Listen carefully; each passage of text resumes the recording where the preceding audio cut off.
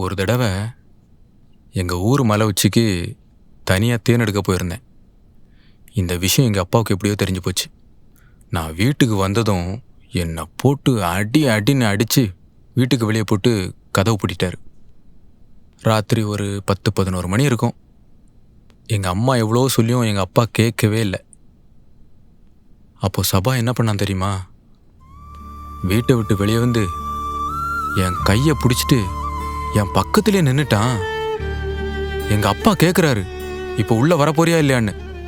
அதுக்கு அண்ணனை உள்ள விட்டாதான் நானும் வருவேன்னு சொல்லிட்டு என் கூடவே நின்றுட்டான்.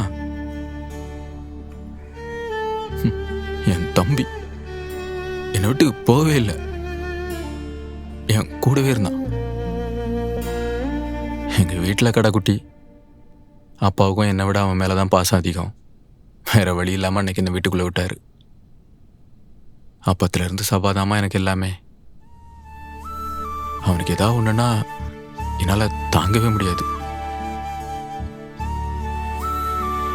நான் ரேணுகிட்ட சொன்னதான் உங்ககிட்டையும் சொல்கிறேன்.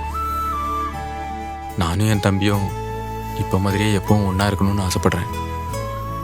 நீ படித்த பிள்ளை, புரிஞ்சுக்குவேன்னு நினைக்கிறேன். பார்த்துக்க.